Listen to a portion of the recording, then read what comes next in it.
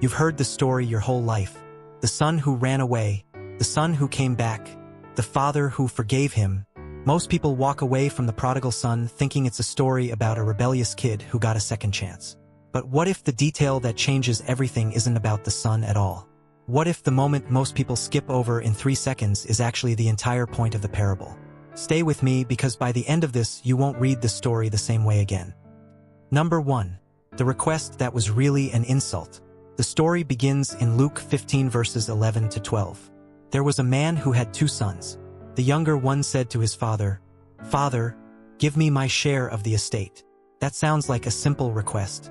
But in the cultural context of first-century Judaism, what the younger son just said was deeply offensive. Asking for your inheritance while your father is still alive was essentially saying, "I wish you were dead." It wasn't just impatience. It was rejection. It was a public declaration that the son wanted the father's wealth, but not the father himself. And everyone listening to Jesus tell this parable would have understood exactly what that meant. So the real question isn't what the son did next. The real question is, what does the father do right now? Number 2. The father's first scandalous decision. Luke 15 verse 12 continues. So he divided his property between them. He gave it to him.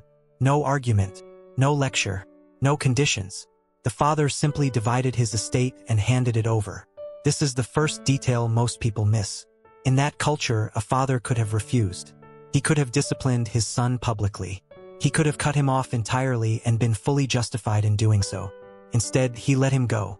This is not a picture of a weak father. This is a picture of a father who understands that love cannot be forced. He gave his son the freedom to choose, even knowing the choice would bring destruction. Sound familiar? This is exactly what God does with every human being. He gives us freedom, real freedom, even the freedom to walk away from him completely. Romans 1 verse 24 says, God gave them over to their choices, not because he stopped caring, but because forced love is not love at all. Number 3. The far country and the empty hands. The younger son takes everything and leaves. Luke 15 verse 13 says he set off for a distant country and there squandered his wealth in wild living.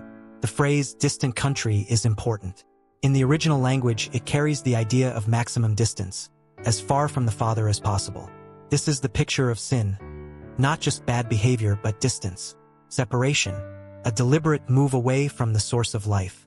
And then, as it always does, the emptiness arrives. Famine hits, the money runs out, the friends disappear, and the son finds himself feeding pigs, the most unclean animals in Jewish culture, longing to eat what they were eating. Luke 15 verse 17 says, he came to his senses. He didn't have a spiritual breakthrough. He didn't suddenly feel deep remorse for how he had treated his father. He was hungry, he was desperate, and he remembered that even his father's servants had food. This matters because it shows us something honest about how people often return to God. Not always through dramatic conviction, sometimes through emptiness, through hitting bottom, through running out of every other option. God meets people there too. Number 4. The detail that changes everything. Here it is, the moment most people read in 3 seconds and move on from. Luke 15 verse 20. But while he was still a long way off, his father saw him and was filled with compassion for him. He ran to his son, threw his arms around him, and kissed him. Did you catch it? The father saw him while he was still a long way off. That means the father was watching, waiting, looking down that road every single day since his son had left. He never stopped watching. And then a father ran. In first-century Middle Eastern culture, a man of dignity and position did not run. Running meant lifting your robe and exposing your legs. It was considered deeply undignified for an older man of honor. But this father did not care about his dignity. He saw his son at a distance and he ran.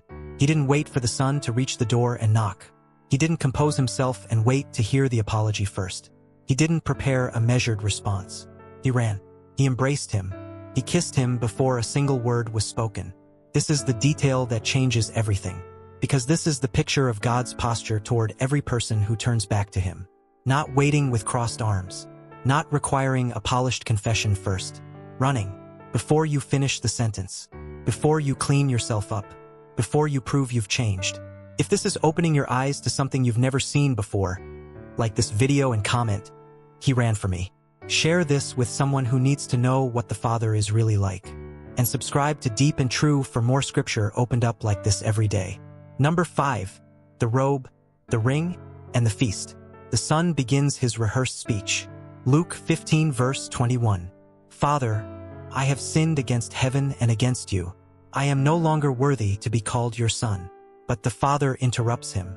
Before the Son can even finish, before he can say, make me like one of your hired servants. The Father is already calling for the robe, the ring, and the sandals. Luke 15 verses 22 to 23. Quick, bring the best robe and put it on him. Put a ring on his finger and sandals on his feet. Bring the fattened calf and kill it. Let's have a feast and celebrate. Every single item here carries meaning. The best robe, honor, and covering. The shame is clothed immediately. The ring restored authority. A signet ring in that culture meant sonship and family standing. The sandals, dignity. Servants went barefoot. Sons wore sandals. The feast, public celebration. The restoration was not quiet or private. It was announced. The Father did not restore his Son quietly. He threw a party. This is the picture of what God does when someone returns to him. Not a reluctant forgiveness. Not a probationary reinstatement. Full restoration. Immediate. Extravagant. Public. Number 6. The Son nobody talks about. Most sermons end here. But Jesus didn't, because there's a second Son. And his response reveals something uncomfortable. Luke 15 verses 25 to 28. The elder son hears music and dancing and asks what's happening. A servant tells him his brother has returned and his father has thrown a feast. And the elder son refuses to go in. He is angry. He feels overlooked. He tells his father, Luke 15 verses 29 to 30, all these years I've been slaving for you and never disobeyed your orders. Yet you never gave me even a young goat so I could celebrate with my friends. But when this son of yours, who has squandered your property, comes home, you kill the fattened calf for him. Notice something. He says, this son of yours, not my brother. He has already separated himself, already placed distance between himself and the one who was restored.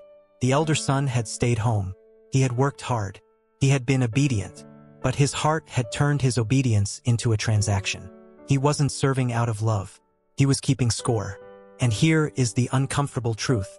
Many people sitting in church every week are the elder brother, outwardly faithful, inwardly resentful, measuring their righteousness against others, and missing the celebration entirely. Number 7. The detail nobody talks about. Here is the second overlooked moment in this parable. What does the father do when the elder son refuses to come in? Luke 15 verse 28. His father went out and pleaded with him. The father went out to him. Just as he ran to meet the younger son on the road, he now goes out to meet the elder son in his anger. He goes to both sons, the one who ran away and the one who stayed but drifted in his heart. This is the full picture of grace. It is not only for the dramatic prodigal who hit bottom. It is also for the faithful-looking elder brother who has been serving from a distance all along. The father's posture is the same toward both. He goes out. He pursues. He pleads. So what does this mean for you? Jesus told this parable to two groups of people at the same time. Luke 15 verses 1 to 2 tells us tax collectors and sinners were gathered around him, and the Pharisees and teachers of the law were standing nearby, muttering. The younger son represents the tax collectors and sinners, those who had wandered far. The elder son represents the Pharisees, those who had stayed close outwardly, but whose hearts had hardened. Jesus was telling both groups, the Father is looking for you, running toward you, going out to meet you. The question is not whether you are the younger son or the elder son. The question is whether you will let the Father reach you. Here is what this parable actually reveals. The request was an insult, but the Father let him go because love cannot be forced.